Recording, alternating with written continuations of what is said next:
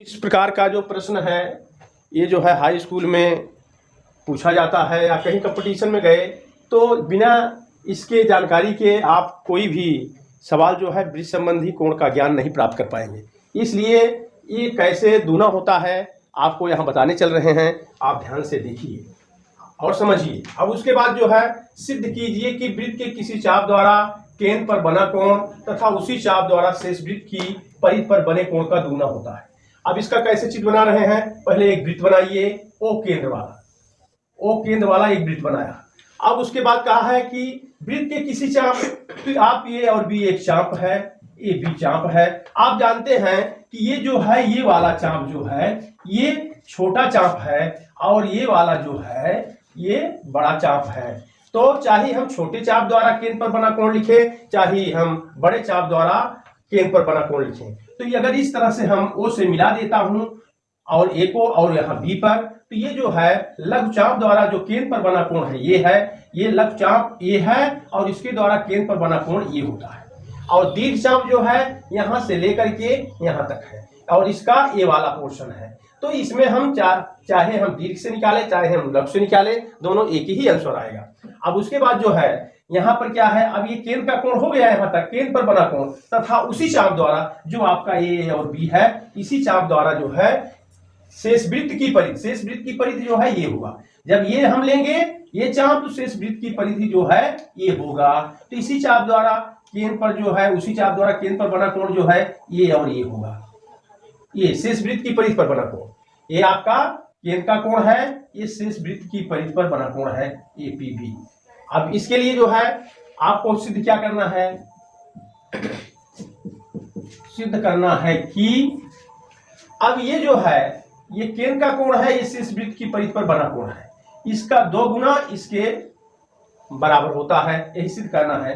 अर्थात कोण AOB equal to कोण एपीबी, ये सिद्ध करना है। तो अब इसमें क्या है, अब इसमें जो है इसका आधा ये होता है और इसका जो है दूना ये होता है, ये हमें सिद्ध करना है। तो अब इसमें क्या है, पहले हम इसका रचना करते हैं। रचना कर दीजिए। रचना में क्या है, पी और ओ को मिलाया तथा सी तक आगे बढ़ाया। तो यहां पर लिख दिया ओपी को मिलाया तथा सी तक आगे बढ़ाया, ये हो गया। अब हम इसमें उत्पत्ति ले रहे हैं ये। अब हमको इसमें क्या है, इसमें एक त्रिभुज मिल रहा है। तो पहले हम इस त्रिभुज के बारे में बताने जा रहे हैं। ये त्रिभुज जो है इस प्रकार ए है। तो अब यहां पर लिखेंगे त्रिभुज ओपीए में, तो इस त्रिभुज में क्या है, ये जो है यहां से यहां की जो दूरी है वही यहां से यहां की दूरी होगी, क्योंकि वृत्त की त्रिज्या है। अर्थात O A equal O P equal R, क्योंकि वृत्त की त्रिज्याएं है, क्योंकि वृत्त की त्रिज्याएं हैं। ये हो गया। अब उसके बाद जो है ये हमारा जो त्रिभुज है किस प्रकार का बना, ये समद्विबाहु त्रिभुज है। ये भुजा इसके बराबर है, समद्विबाहु त्रिभुज हुआ। समद्विबाहु त्रिभुज में जो है ये जो भुजा है, इस भुजा के सामने का जो एक एंगल है और इस भुजा के सामने के ए एंगल इक्वल होते हैं, बराबर होते हैं। ए एंगल बराबर ए एंगल, इसलिए कोण ओ ए पी बराबर कोण ओ पी ए, ये जो है आपका बराबर, क्योंकि बराबर भुजाओं के, क्योंकि किसी त्रिभुज के किसी समद्विबाहु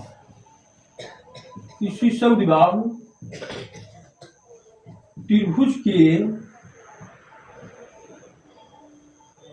बराबर भुजाओं के सामने के कोण बराबर होते हैं। ये भी सिद्ध किया जाता है, ये होता है। अब उसके बाद जो है यहाँ पर अब ये हो गया, तो इसका जो है हम लिख सकते हैं, अब ये एंगल और ये एंगल का योग ये बहिष्कोण के बराबर होता है। तो अब हम लिखेंगे इस कोण ओ ए पी प्लस कोण ओ पी ए, अर्थात ओ ए पी और ओ पी ये और इसका योग ये जो बहिष्कोण के बराबर होता है, तो इक्वल कोण ए ओ सी। अब बहिष्कोण का मतलब क्या है? अगर आपका कोई भी त्रिभुज है, अगर किसी भी त्रिभुज की अगर एक भुजा को बढ़ा दिया जाए तो सुदूर दो अंतः त्रिभुज के दो अंतः कोणों के योग के बराबर होता है। इसका योग के बराबर ये होता है, इसे बहिष्कोण कहा जाता है।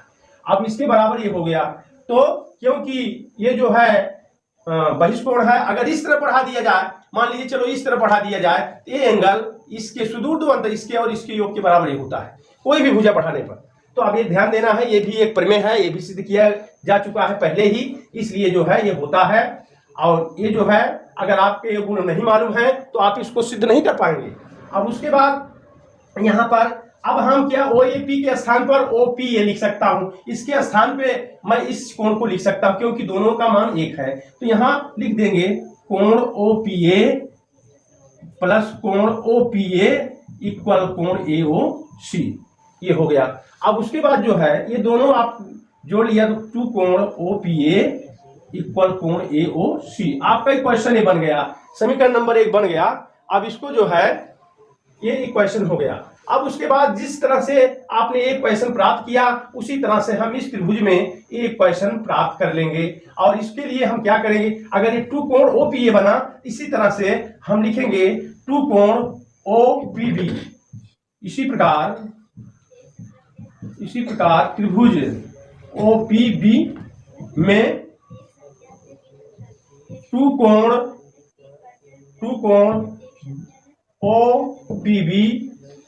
ओ पी बी बराबर ये बहिष्कोण इसका ये होगा, तो ए बी ओ सी के कोण बी ओ सी, ये दूसरा नंबर भी हो गया क्योंकि इतना लिखने में हमें और जो है समय जाएगा, इसलिए हम इसको जिस तरह से ये प्राप्त किया मैं समीकरण नंबर 1 उसी तरह से समीकरण नंबर 2 भी मिल गया। अब उसके बाद समीकरण 1 और 2 को जोड़ दीजिए। समीकरण 1 और 2 को जोड़ने पर अब जोड़ दीजिए, एक है ये 2 कोण ओ पी ए प्लस 2 कोण ओ पी बी इक्वल कोण ए ओ सी, ए प्लस कोण बी ओ सी। अब इसको मैं 2 कॉमन ले लिया, 2 कोण ओ पी ए धन कोण ओ पी बी, अब उसके बाद जो है इक्वल ए ओ सी धन बी ओ सी। देख लीजिए यहाँ पर ए ओ सी ए है और बी ओ सी ए है, तो हमको ये पूरा हो गया जोड़ने पर ए ओ बी के, यहाँ मैंने ए ओ बी लिख सकता। अब उसके बाद ऐसे यहाँ कर दीजिए ओ पी ए हमारा है क्या ओ पी ए और ओ पी बी, तो ओ पी ए का मतलब ओ पी ए ये वाला और ओ पी बी का मतलब ये वाला, ये और ये मिलकर के ये हो गया ए पी बी हो गया।